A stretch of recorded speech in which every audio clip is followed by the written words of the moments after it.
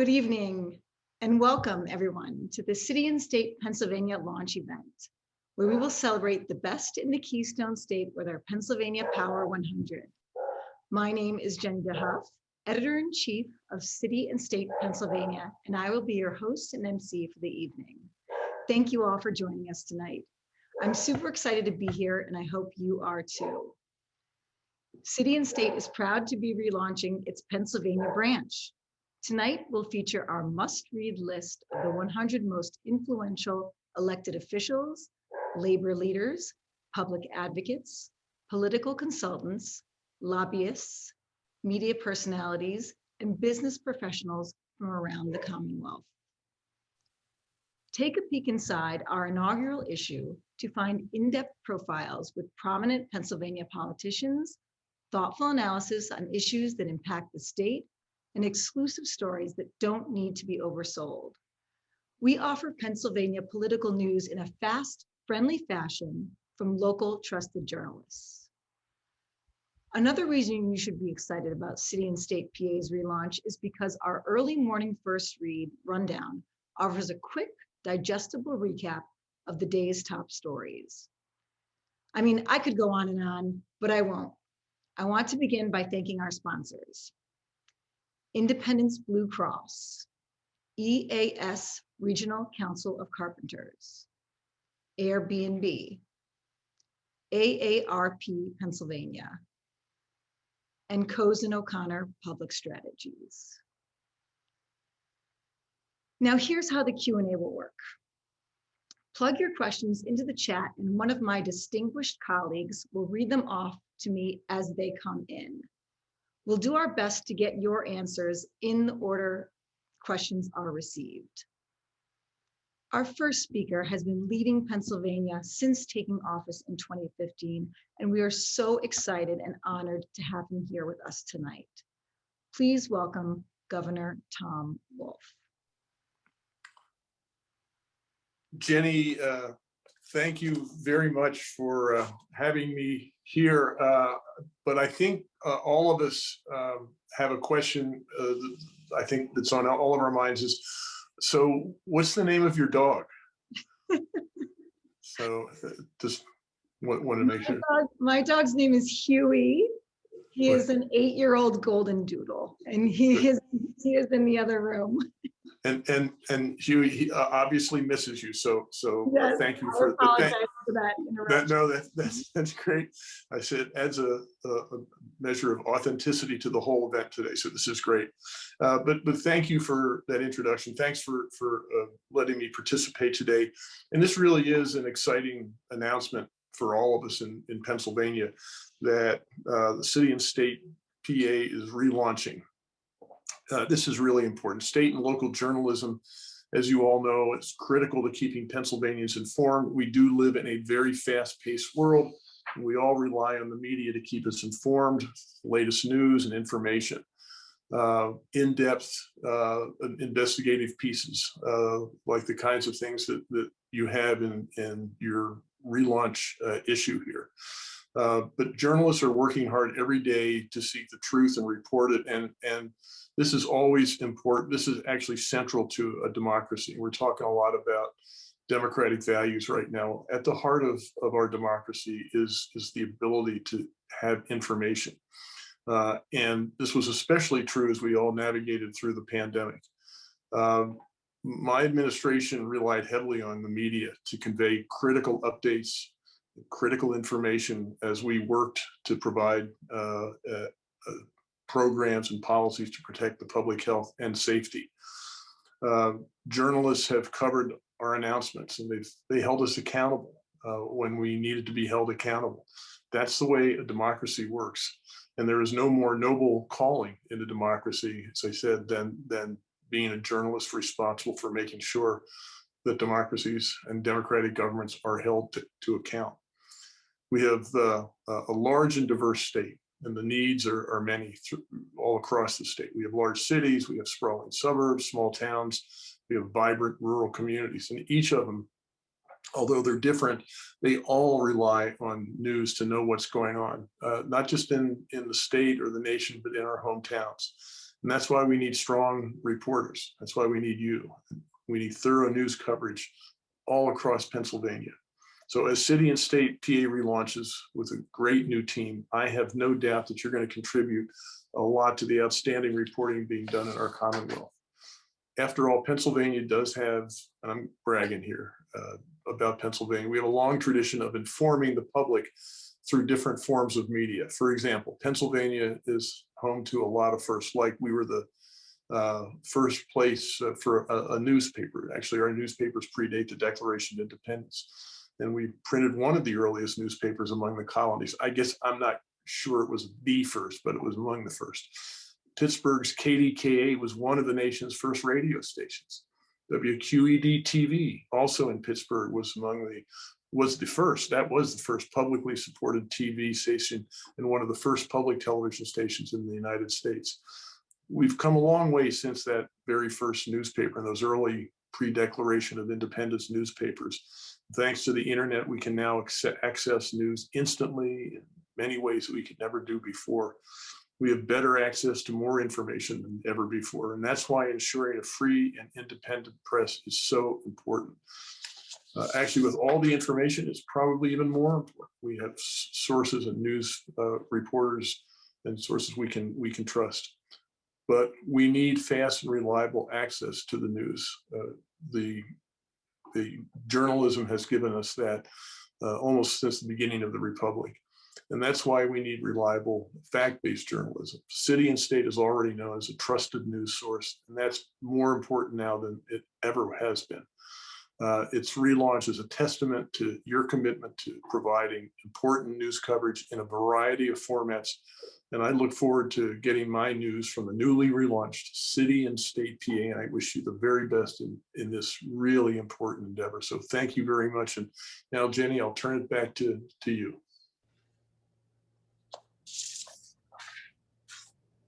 Thank you so much, Governor Wolf, for those kind words. Local journalism, as you said, including what you said about free and independent press, is important for keeping us informed, and that is what we strive to do here in City and State PA. So thank you very much. Our next speaker served 2 terms as governor of Pennsylvania and is now a member of our advisory board. You know, our advisory board helps us choose our lists. Please join me in welcoming Governor Ed Rendell. Good afternoon, everyone. It's a pleasure to be here to join in this celebration of the relaunch. Let me begin by asking all of you, though, to take a moment of silence on behalf of Governor Tom Ridge. I know most of you have heard the news. Tom had a significant stroke yesterday, but he is off, I'm told, off the critical list. And that's good news, and we hope for a speedy and full recovery for someone who became a great friend of mine and who was undoubtedly a great patriotic Pennsylvanian who served Erie, the Commonwealth, and the United States incredibly well and incredibly bravely.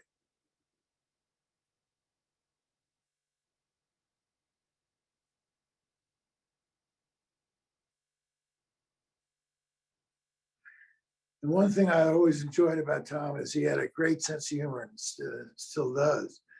I remember he told me when I was nearing the end of my term, he said, "You'll know you're an ex-governor when you open the back door to a car, jump in, and it doesn't move."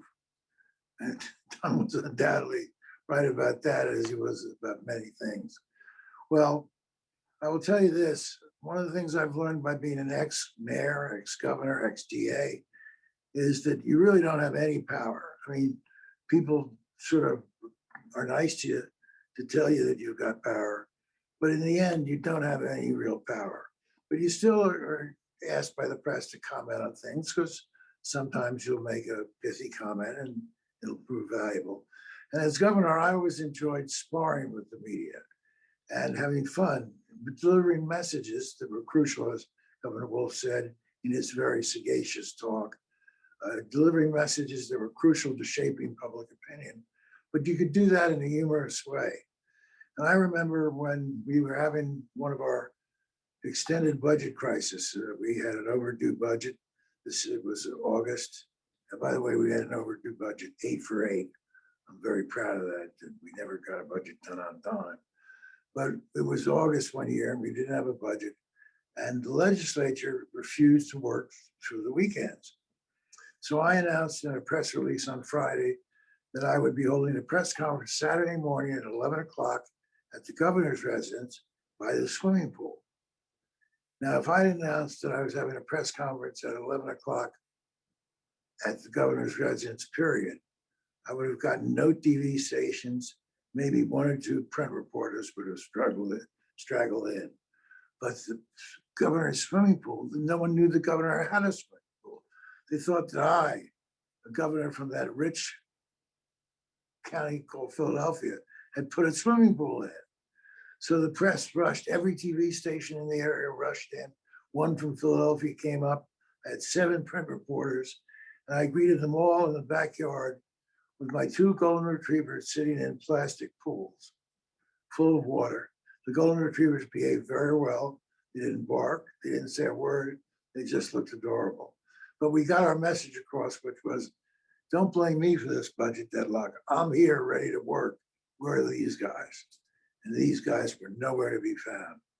I often said that on Sunday in Harrisburg, you could shoot a Gatling gun down the corridors of the Capitol without fear of hitting anybody. But on to what I was really asked to do. That's to chill for city and state. But I don't mind chilling for city and state because I think first reads is terrific. And I wish we had first reads earlier during my time as governor. I literally, when I wake up in the morning, my alarm rings, I turn the alarm off, I open up my iPad. Yes, I can use an iPad. Open up my iPad and I go on city and state. Let the record show I do this before going to the bathroom in the morning. That's how important first reads are. And First Reads does a tremendous job telling you what's going on in Harrisburg. And the feature that I like best of all is they almost always connect you to a link where you can read the full story. It's a great resource.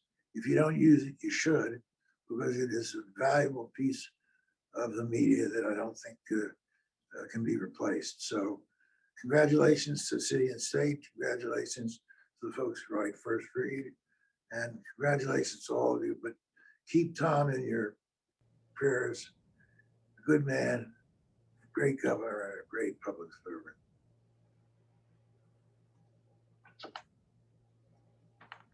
Thank you so much, Governor Rendell, for those kind words about city and state. We really appreciate that. We are just as excited as you are. And I think I remember that pool story with the golden retrievers, actually. Anyway, our next speaker was not able to be with us tonight, but has sent in a video. He is a lifelong Philadelphian. You know him as the 99th mayor of Philadelphia. Please welcome Mayor Jim Kenney. Good evening, everyone. I'm Philadelphia Mayor Jim Kenney. Thank you to City and State for giving me an opportunity to greet our PA Power 100 honorees. I regret that I couldn't be there with you live, especially because I'm always up for the Sheetz versus Wawa debate. No shocker in where I stand on that issue. Team Wawa all the way. But seriously, congratulations to all on being named to this esteemed list. I'm honored to be included, and I'm sure you feel the same way. And congratulations are in order for City and State PA's relaunch. Coverage of Pennsylvania government and politics is so important, and not just for big cities like Philadelphia, Harrisburg, and Pittsburgh, but everywhere in between. I've worked in government for more than 3 decades, longer than I care to admit. This work is not easy, it's not for the faint of heart, but it's worth it. As elected officials, we have the opportunity to make a positive impact in our communities. And as influential labor leaders, advocates, consultants, lobbyists, media personalities, and business leaders, you too have a critical role to play in improving the lives of all Pennsylvanians. So thank you all for your service, and I look forward to seeing you, hopefully in person, again real soon.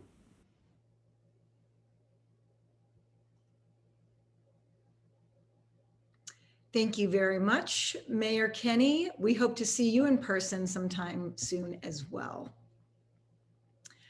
Well, everyone, it is almost debate time, but first we have a video message from one of our sponsors. Executive Vice President for Public Affairs, Stephen Farah at Independence Blue Cross.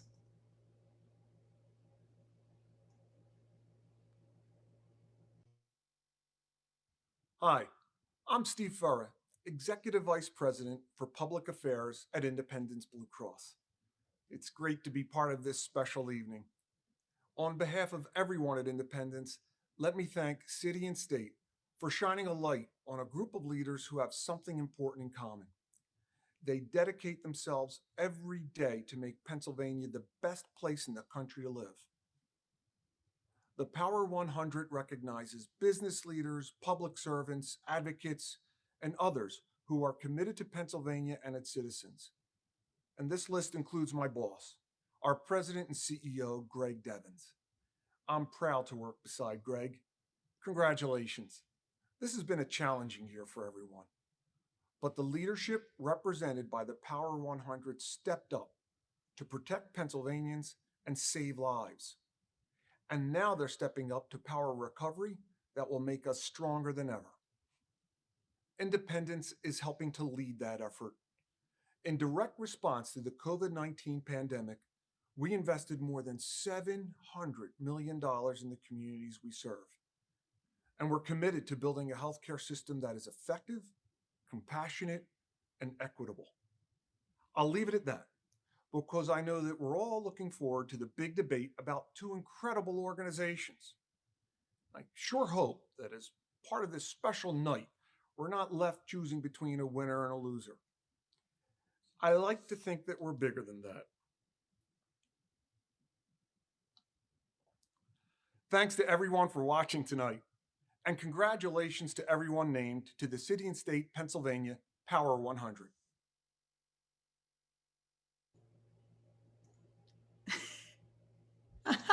I think we know who he's rooting for. All right, well, thank you, Independence, for those remarks. Next, we are going to hear from another one of our sponsors. Please welcome State Director Bill Johnston Wash from AARP, Pennsylvania.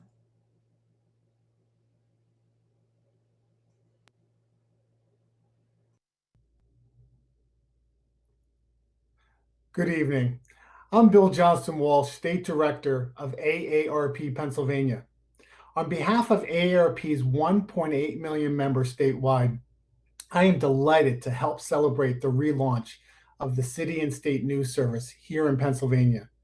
Now more than ever, Pennsylvanians need this kind of in-depth and nonpartisan coverage that City and State does so well. AARP is the nation's largest nonprofit, nonpartisan organization dedicated to empowering people to choose how they live as they age. We work to strengthen communities with a focus on health security, financial stability, and personal fulfillment. Social impact work is at the heart of everything that we do. As a strong advocate at the local, state, and national levels, AARP fights for issues that matter most to people 50 plus. We lead positive social change and deliver value to our members through advocacy, service, and as a trusted information resource to play a positive role in communities of all kinds. We share this commitment to social change with many members of City and State's Power 100 list of the most influential leaders across Pennsylvania. AARP works with a wide range of organizations and community partners spanning the political spectrum, some of whom you'll be hearing about tonight. We do this to advocate for what matters most to 50 plus Pennsylvanians and their families. We salute all the movers and shakers that make up this year's edition of the Power 100 list, and we welcome City and State back to Pennsylvania. So thanks for being here this evening and enjoy the program.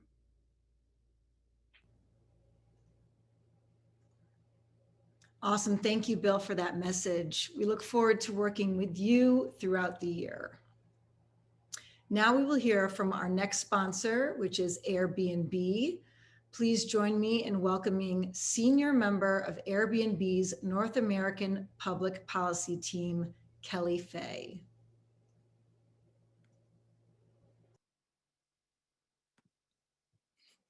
Hello, and thank you so much for this opportunity to address this incredible group of leaders from throughout the Keystone State. Airbnb is pleased to partner with City and State PA for this important launch and support the expansion of their work.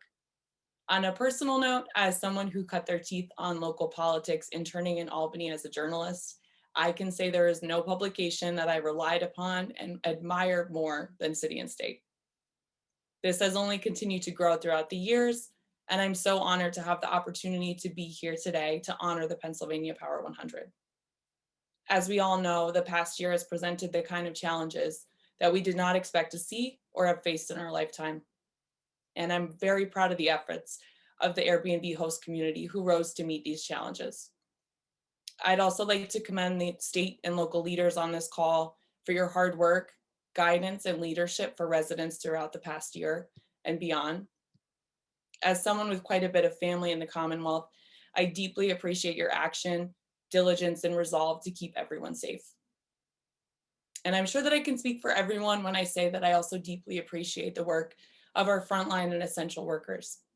That's why I am so proud that as travel around the world came to a halt in March 2020, we stepped up to the plate and partnered with 1199 SEIU to provide free housing to hundreds of frontline workers, many of whom stayed in Pennsylvania.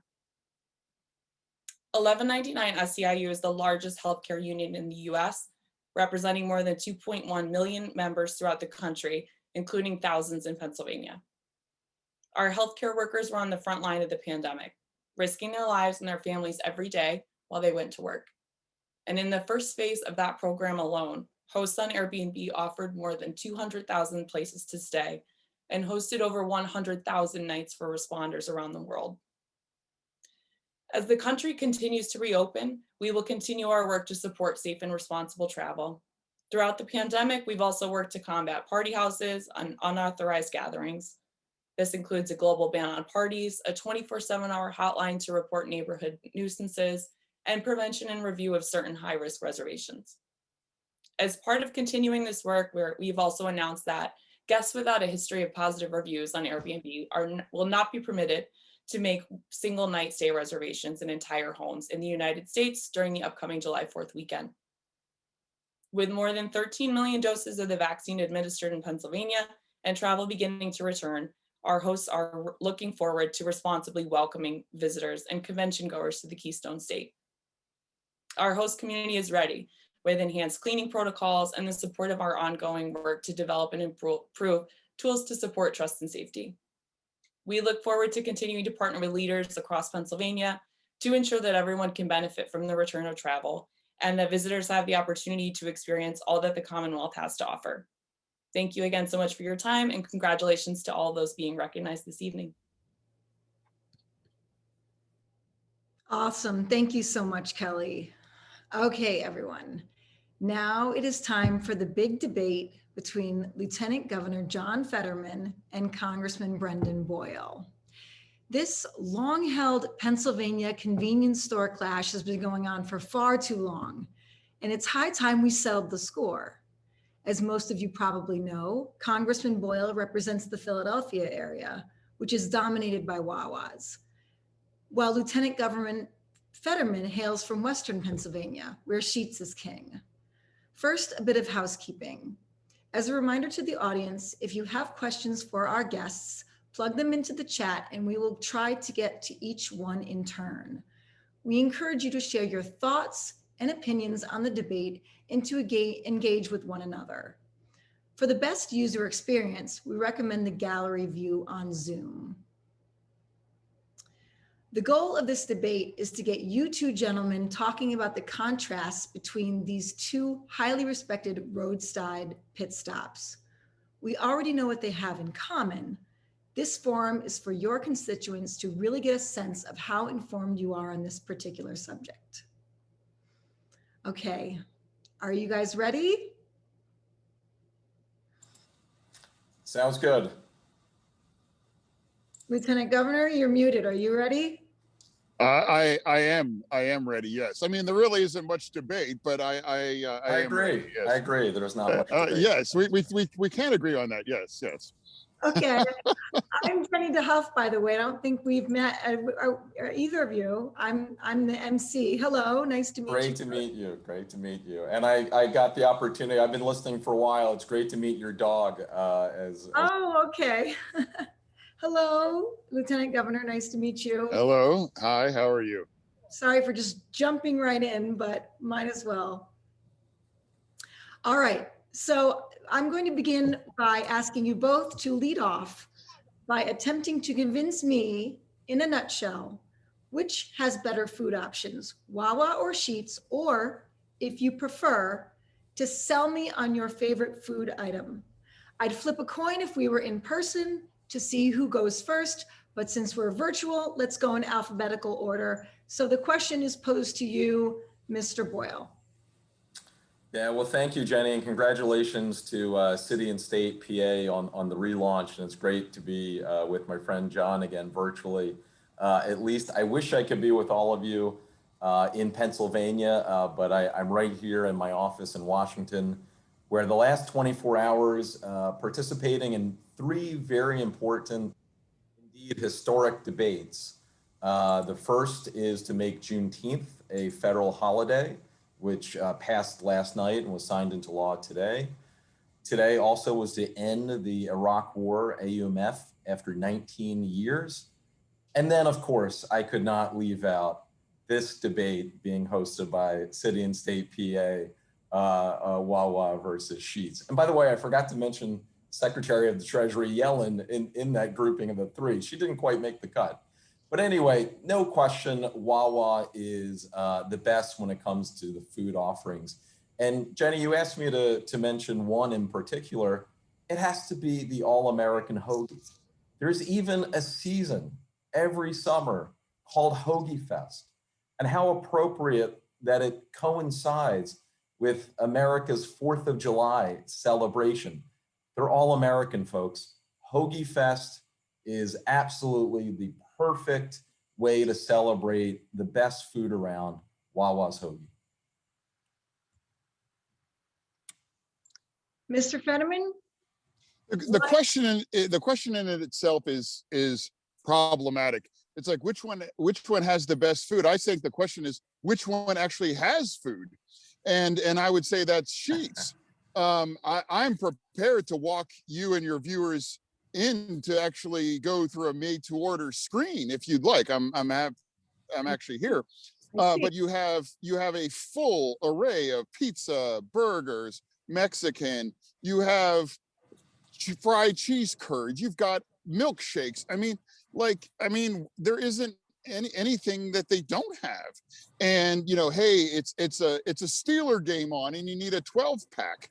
You can come and grab beer, or you can buy a bottle of wine, and a shout out to Congressman Boyle's colleague from the House, Congressman Dean. You can get some claws here. So, I mean, really, when you really get right down to it, it's not which one has the best food, it's which one has food, I would say to my colleague.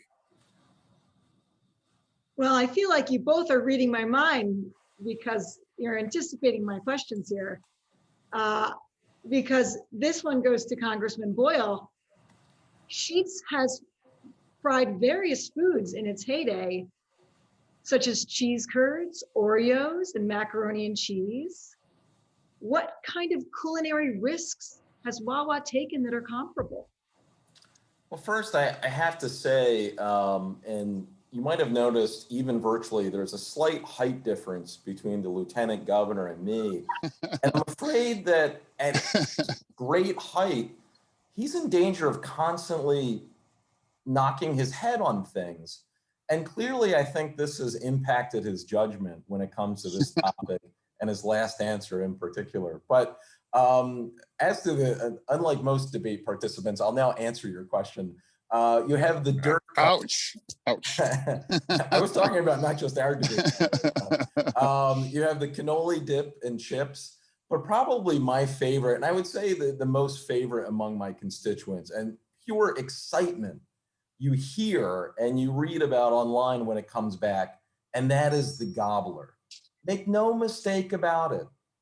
the Pilgrims, if they were to come back today, they would insert the gobbler as part of the traditional Thanksgiving meal. Yes. Part of the traditional Thanksgiving meal. What do you think about that? Yeah, I'm going to have to go ahead and disagree with that. You do, Wawa, you do take culinary risks at Wawa. I will concede that, but in a reaching across the aisle here to my friend and colleague, I did experience a pork roll sizzly a couple of weeks ago, and it pained me to acknowledge it, but it was good. It was good. So can we agree that they took a chance on putting pork roll where it belongs in a breakfast sandwich? And you know what? I will acknowledge and I will salute that. I can't go there on the gobbler. I don't know about that, but we can agree. I hope we can agree, Congressman, about the pork roll sizzly for the win. I accept the spirit in which that comment was offered. Well done, John. All right. Well, I'll pose the next question to Lieutenant Governor Fetterman. Congressman Boyle already brought this up earlier, but here's an area where some argue that Wawa one-ups Sheetz. They have an entire media campaign dedicated to Hoagie Fest, featuring special promotions and events throughout the summer, including sandwiches priced as low as $2.99. Does Sheetz have anything like that? Yes, they actually do. They actually have a full menu of actual food. I mean, I don't know. Is a gas station hoagie more attractive at $2.99 versus full price? I don't know. I can't offer that. But you don't ever have to have that question at Sheetz, because you can get a burger, you can get chicken fingers, you can get cheese curds, you can get a burrito, and I don't know. I could pontificate on a $3 hoagie, but some questions are better left unasked, I would say, in that regard. And I think there's I don't know. It's like a $3 hoagie might be an answer to a question that I don't think really should be asked. I remember one time in my previous job, we were actually given a day off just to go to Hoagie Fest. Yes. Yeah. Look, I know the congressman and Team Wawa is getting the old mayor of Eastern glow up and all that. So, you know what? Bravo. Okay. But let's be honest here. We know who the innovator is and who the imitator is. And again, I want to be clear. I'm thrilled. Like, for example, a few months ago, you guys got a Wawa with a drive-through, and I'm happy for you. Since 2011, we call them Sheetz out west. It's like a Super Bowl win. Like, I'm delighted that you guys got one. I mean, I know how awesome they are. We have 6 of them out here. So, I mean, I just want to. I'm here for it. I'm here for it. We're going way below the belt in sports, especially after that Sixers game last night. No. We're not bringing the Sixers in here. I'm expressing how wonderful it is that, we're talking about Super Bowls and saying how wonderful and thrilled I am that Philadelphia won over the Patriots, no less. I mean, can we agree that we have the pork roll sizzly, but we also agree that we hate the Patriots? I hope we can at least agree to that, right, Congressman. Right. I have to moderate this away from sports. All right. Now, listen, this question is for both of you. Many people like Sheetz for its flashy decor and fun atmosphere for the same reason they like Wawa for its comfortable and unassuming vibe. In 20 seconds or less, describe the feeling you get when you enter your respective stores. Whoever wants to go first. Yeah, I'll go ahead since John had the last one. And, for me, it's just home. I actually wait I generally take the train, but when I do drive home from DC back home to Philadelphia, I purposely time my stop on I-95 until I get to an exit I know has a Wawa. By the way, it's about 20 miles north of Baltimore. If you need the exact exit number, go ahead and give me a call or text me. And by the way, I've had a fellow elected official actually do exactly that because he knew he wanted to be at Wawa, to have that feeling of being home back in Pennsylvania and to get a good meal. All right, that was about 20 seconds. Lieutenant Governor, you're feeling I would call Sheetz a campus of fun. You need beer, you need chips, you need food, you need whatever you need. They got it. Ice. Their ice machine actually says it's ice baby. As a nod to Vanilla Ice, for Pete's sake. You want to talk about fun? They make even getting a bag of ice for your party fun here. And I want to be clear, Wawa is fine. It's fine. It's great. And if you're 50 miles or more from a Sheetz, Wawa will get the job done. I don't know if I would time my travel around it the way my congressman colleague would, but if you're 50 miles or more from a Wawa, it is a perfectly great option. All right, I have excellent answers. I've got one more silly one before we get to some semi-serious ones. Congressman Boyle, what Sheetz lacks in a seasonal festival, some argue it makes up for in a host of other amenities. Good luck in the race, Thank you. Thank you. Sheetz has massage chairs, a dine-in area, drive-through car washes, and other perks for people on the go. How can Wawa compete with this? Or They can't. But it's my time, John. It's my time. And let me just say, I just want to make sure everyone heard this. Sheetz has massage chairs. Why? Who in the world would want to get a massage at Sheetz? Frankly, I'm proud of the fact Wawa doesn't offer that amenity. See, Wawa has a certain class and knows what to offer and what not to offer. No massages at Wawa. Wow. Congressman Boyle off the top rope. Why wouldn't you want to get a massage while you're waiting for your food or you had a long drive? Like the fact that I'm talking to everybody on Wawa Wi-Fi right now tells you what a campus this is. And when you go to the enchanted locations in Altoona, the birthplace of Sheetz, they're actual campuses. Their beverage cooler is the size of, is bigger than any apartment I lived up till I was age 35, And, they ask the question, are 800 drink choices excessive? And they say, yes, it is, but that's what they have. So, can you compete with that? No. You can get your car vacuumed. You can get your car washed. You can, I'm not sure what you can't do at Sheetz. I don't know why you would ever want to leave, but I don't know, but a massage chair, I think that's a special touch that just really adds to the majesty of a visit. It's getting heated now. I have to ask you both a semi-serious question for a moment about some real-world issues that might matter to some of our viewers. This has to do with alcohol. Sheetz sells it, Wawa doesn't. What's up with that? That is not correct. I want City and State PA to correct the record. As you might have seen in the Inquirer I think just yesterday, indeed, the Beer Cave is now open in the brand new beautiful Wawa in South Philadelphia. So I think that this admitted temporary inequity is now being addressed. Yes. Once again, like I said, we're thrilled that you're finally able to buy beer for game day at a Wawa in one store. We call them Sheetz out west. Well, okay, all right. How many? 3, 4? In hundreds of Sheetz. And we also sell wine and again, some claws.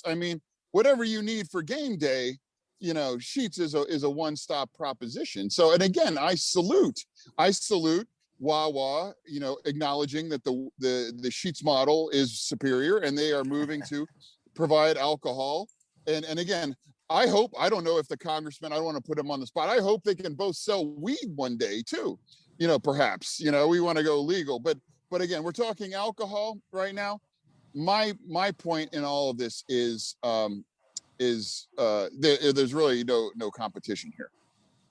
And on behalf of city and state, Congressman Boyle, I do make that correction.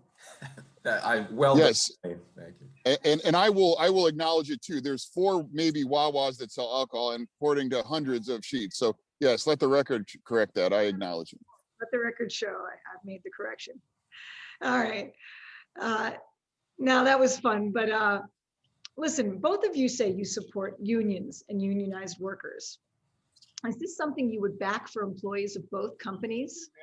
Yeah, Yes. 100%. Absolutely. How are you doing? I mean, I come from a union household.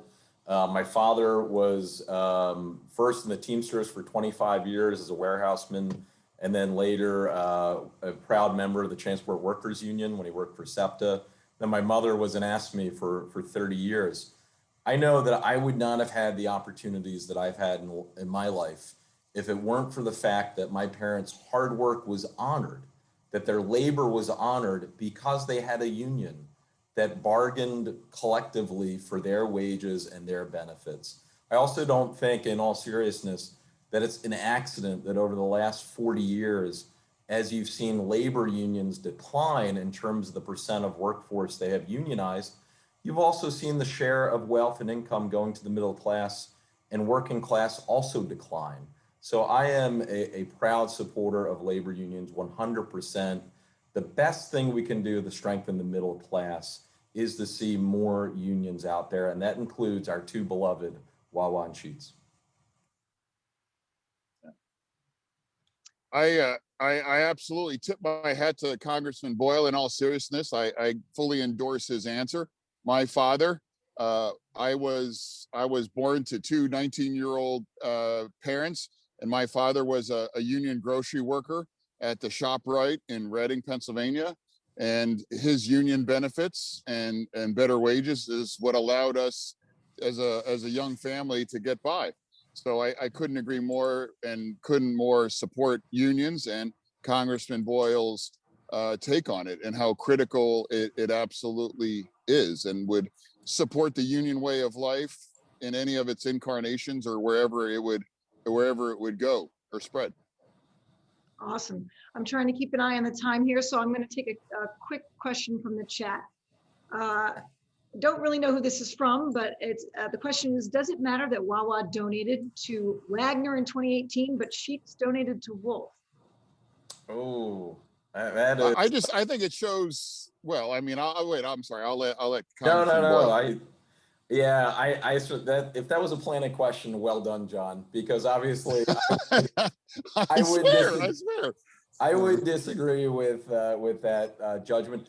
But I will say in a very partisan time, the nice thing about this Wawa Sheetz debate and how strongly our fellow Pennsylvanians feel about this is that at least it's something that actually doesn't divide along the typical left-right Democrat Republican. Indeed, Wawa is something that unites all of us, at least in the eastern half of the state, and Sheetz obviously the same in the western half. And it's nice to have those sorts of things that we can be talking about. I mean, I was literally right here on January 6th with all the lights out, having to go through that. That's the most vivid example of where the craziness has led us as a country. So to the extent that Wawa and Sheetz, while everyone's entitled to their political opinions, but to the extent that they can maintain their cross-party approach, I think that's probably best. All right. Right now, business owners are struggling to find workers to fill jobs, and that includes Wawa and Sheetz. According to a May 31st news report out of Fox in Stroudsburg, Wawa is offering a $500 signing bonus for new employees and a free shorty hoagie each shift. The Altoona-based Sheetz had a now hiring sign hanging in the window as of 1 week ago. What would you do to help incentivize able-bodied people to get back to work? Whoever wants to go first. Well, I wouldn't offer them a free shorty. I don't know if that's an incentive. Low blow. Oh my gosh. Oh my, oh, sorry. I'll say, yeah, I talked about Janet Yellen earlier. So she testified in front of my committee today on Ways and Means, and this was one of the topics that came up because I know that right now there are a lot of, especially in the service sector, a lot of small businesses and other large businesses that are clamoring to hire people. First, that's a good thing. Thank God we have that. But also, I really doubt that that's going to be permanent. And Secretary Yellen made this point. The Fed Chair, Jay Powell, has made it as well, and I agree with it. This is the first time in American history, if you think about it, we are restarting our economy in a ton of sectors. We didn't have any shutdowns 100 years ago during the time of the last pandemic.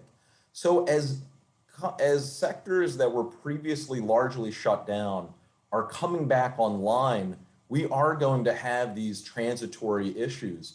The Secretary believes, and again, I agree with it, and the economic projections show that actually over the next couple months, this will probably work its way out. So all of those small businesses, especially fast food, you can tell I eat a lot of fast food. I see a lot, not just Wawa, but you see a lot of the signs clamoring to hire people. You see wages going up. Frankly, I think that's a good thing. But the idea that small businesses are going to be permanently struggling to find people, I disagree with that. This is most likely transitory. Yeah.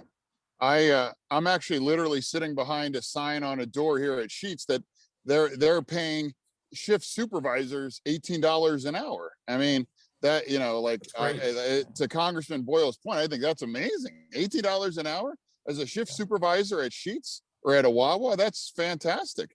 You know, and what frustrates me about that question is no one seems to be wringing their hands over, like, say, Chipotle CEO making $38 million, but it's like, oh, what about those shiftless, lazy? I mean, come on, you know, it's like if we as a country are okay with the CEO making $38 million, we must also be okay with saying, you know what, if you're going to be a frontline worker, making it and getting it done, you know, like you need to earn that too. So, you know, a living wage. So I can confidently say, and I could even show you if they are offering $18 an hour for shift supervisors right here at the Sheetz that I'm at.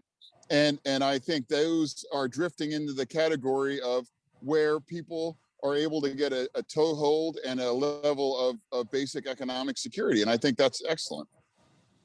Excellent, excellent answers. Thank you both. Boy, I had so many more questions prepared and also questions that I have been unable to get to in the chat.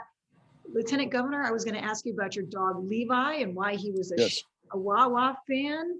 And if yeah, I mean, Levi, like, again, he might be Pennsylvania's official dog, but he has a bad take on that. And unfortunately, he's a lot more popular than I am, so I can't really come too hard on him. But and also what really, you know, steams my clams is that Gritty actually tweeted at him, and Gritty's never tweeted at me. You know, like, I mean, you know, all hail Gritty, and I'm Team Gritty. I will admit that. But you know, when my dog gets a tweet from Gritty, and I can as Lieutenant Governor, I'm like, what kind of world do we live in? You know. Okay, I was going to ask if you learned that by watching you, and now we know. Okay. And so, do you have any pets then, Congressman Boyle? You know, my daughter, who is 7, has a pet fish named Olive, and so I can't exactly figure out, you know, which Wawa or Sheetz the fish prefers. I think it'll probably be dangerous to test that out. So I'll have to be neutral on that. But I commend the Lieutenant Governor for having such a smart dog. It is refreshing to see. And I hope John can learn something from him. All right. Well, on our final debate question, gentlemen, what is it about these two awesome establishments that we can really see eye to eye on and unify, not as politicians or quick stop shoppers, but as people? I'm a sizzly pork roll stan. I got to tell you, like like I said, it was a rough day for me to put the tweet out, but I always tell the truth. And I don't know what the congressman's take on a pork roll sizzly is, but I'm a fan. I'm really a fan. Well, first, and it was referenced earlier, but I could not let this debate go by without quoting famous Oscar-winning actress Kate Winslet, who called You had to go mythical there. place. Wawa is now so great; has its own stardom in HBO. I hear Wawa is getting an agent because it might appear in other shows. But since this question also asked what's great about both establishments, I have to say, I think in Pennsylvania, we absolutely have it best. We have the very best in Wawa, and then we have a reasonably close second in Sheetz, which I have to admit, I did enjoy going to Sheetz when I was in the state legislature and spending some time in Harrisburg. We're pretty fortunate in Pennsylvania. Between the two, they have 1,300 stores with a lot of great options. And the fact that so many Pennsylvanians feel so strongly about this, myself included, just shows you the sort of pride and attachment we have to our own Keystone state. So I think it's something to be proud of. Excellent. Gentlemen, thank you so much for being so generous with your time. We really appreciate it. Again, a gigantic thank you to Lieutenant Governor John Fetterman and Congressman Brendan Boyle. Applause for everyone. Thank you. Thank you. Yes, Thank you're you. welcome. You're free to go whenever you'd like, or you can stick around. But next, I'm going to be introducing the Pennsylvania Power 100 list.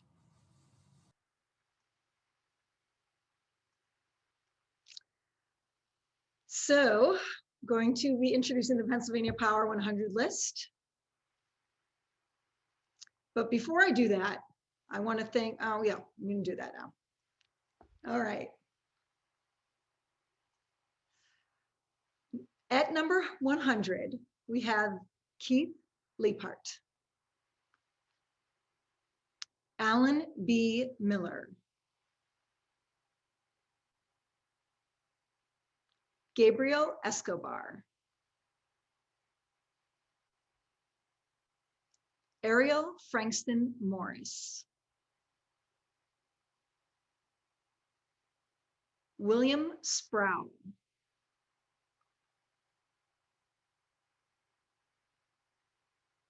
Mona Good,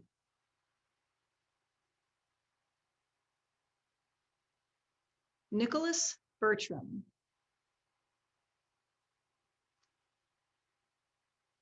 Laura Jan Culler,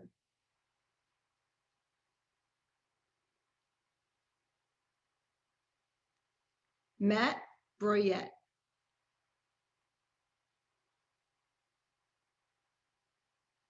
Michael Long,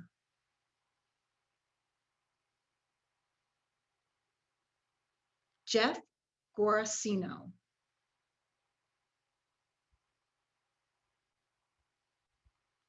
Richard Yingling Jr.,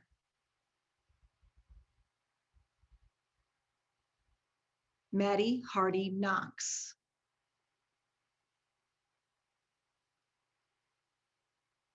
John Walsh,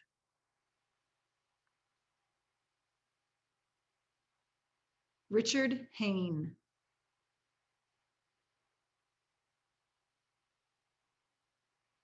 Scott Merkin,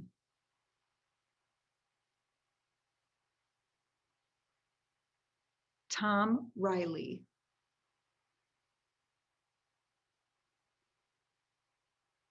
Jeff Brown,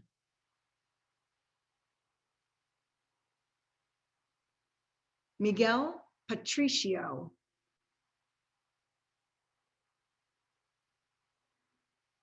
Ed Gainey,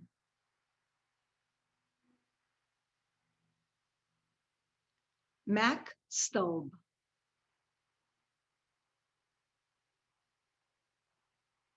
Hayward Donegan,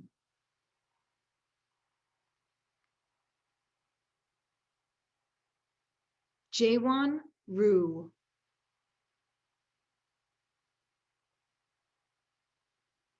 Les Neary,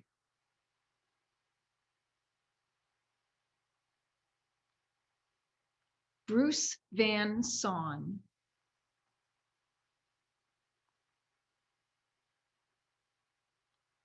David Burritt,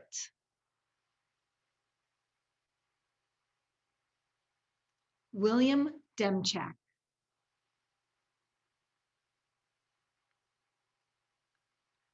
Chris Gasons and Joseph Sheetz,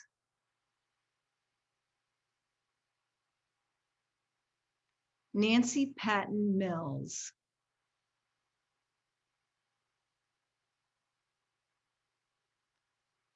Brian Fitzpatrick, Lloyd Smucker, John Joyce, Dan Muser, Guy Renschenthaler, Fred Keller, and Scott Perry.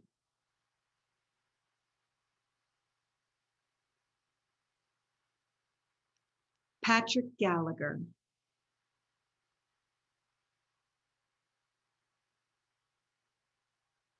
Joseph Corradino,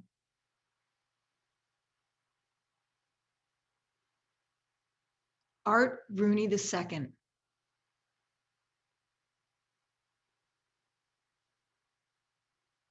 Jeffrey Lurie,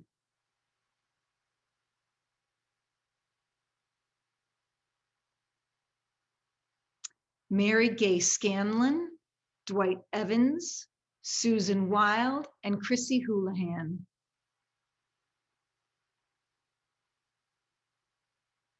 Stacy Garrity,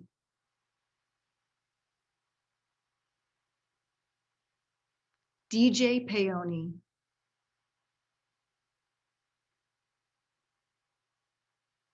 Gerard Sweeney,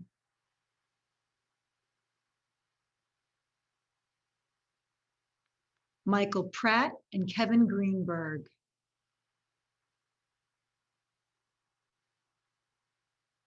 Lauren Hobart,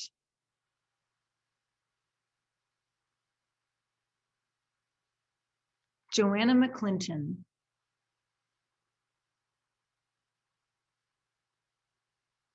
Dennis Glass,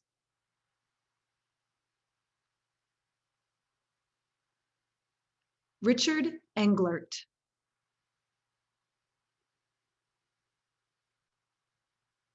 Stephen Klasko,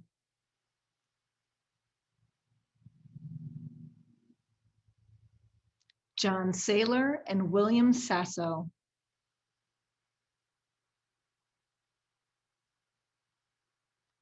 Charlie Giroux,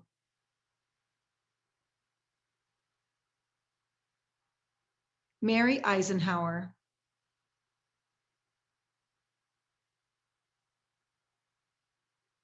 Peter Gleason,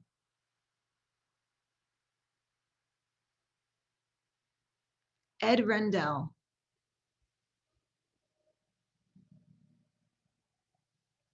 Mike Kelly,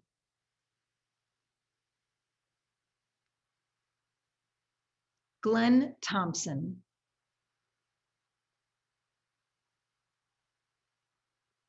Lawrence Tabas,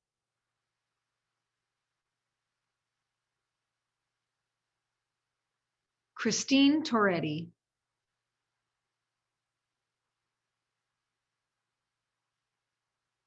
Leslie Richards,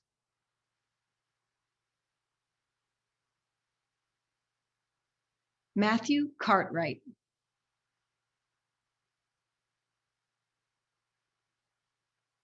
Connor Lamb,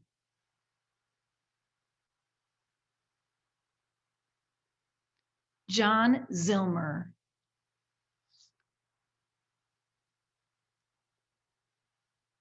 Gregory Devens,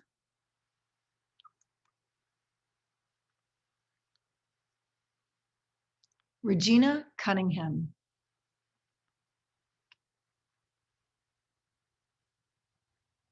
Thomas Hagan,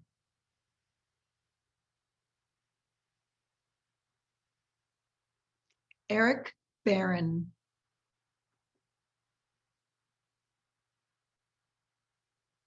Daniel Greenstein.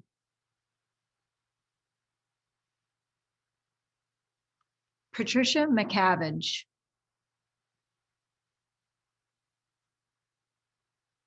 Stephen Crawford. Leslie Gromas Baker.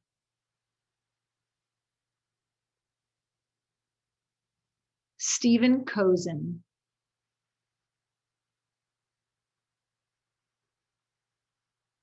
Stan Saylor.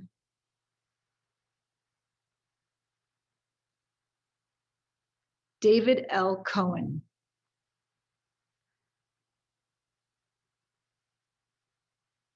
Ray Zaborni.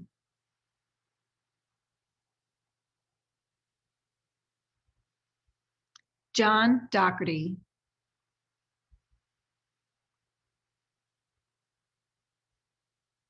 Madeline Bell.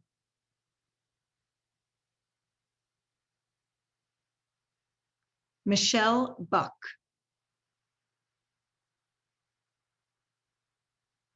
Daryl Clark.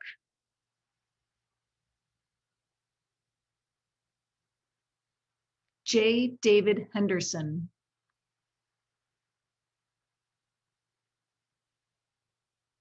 Timothy DeFore. Rich Fitzgerald. Mike Brunel.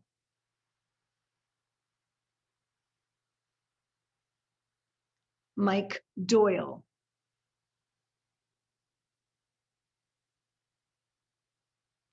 Rich Askey.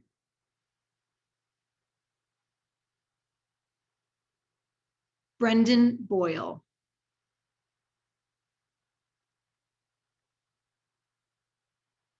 Richard Bloomingdale.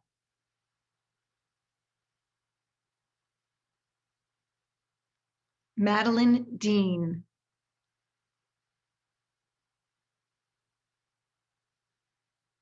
Bill Peduto.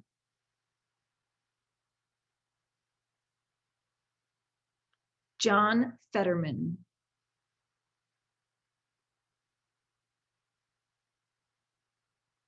Carrie Benninghoff.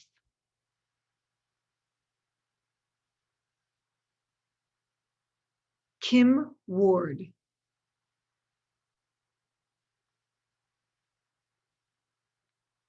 Kim Ward. Brian Cutler.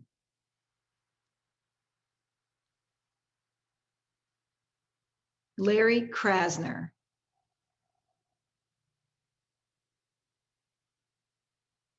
Thomas Saylor.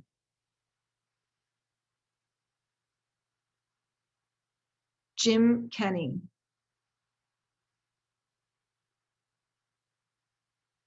Jean Barr.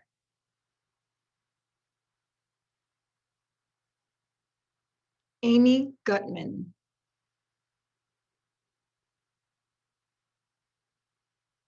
Jeffrey Ramoff.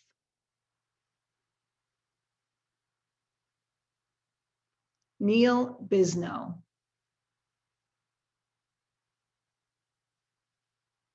Josh Shapiro.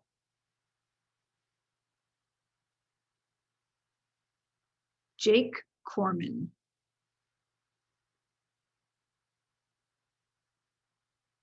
Pat Toomey.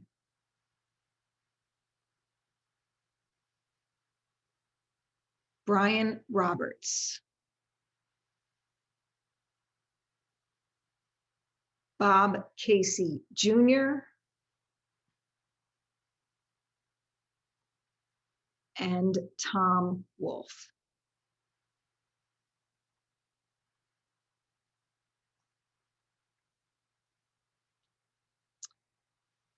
So that is the Pennsylvania Power 100. Next, be on the lookout for our Healthcare Power 100 in July. Once again, I would like to thank our speakers, Governor Tom Wolf, Governor Ed Rendell, Mayor Jim Kenney, Lieutenant Governor John Fetterman, Congressman Brendan Boyle. Our sponsors, Independence Blue Cross, EAS Regional Council of Carpenters, Airbnb, AARP Pennsylvania, and Cozen O'Connor Public Strategies. Congratulations again to all of our honorees. Thank you for coming, attendees. And please remember to follow City and State PA on social media, all of our platforms, to stay up to date on all things City and State Pennsylvania and Pennsylvania politics. Make sure you're signed up for our First Read Pennsylvania newsletter for your daily dose of Pennsylvania politics, which can be found on our website. Details of our next event will be coming soon, so make sure to stay up to date on the lookout for those. And we hope you can join us on July 27th for our Pennsylvania Diversity Summit. More details of that will be coming shortly. Thank you, everyone. Again, it has been my pleasure to host. Have a great evening.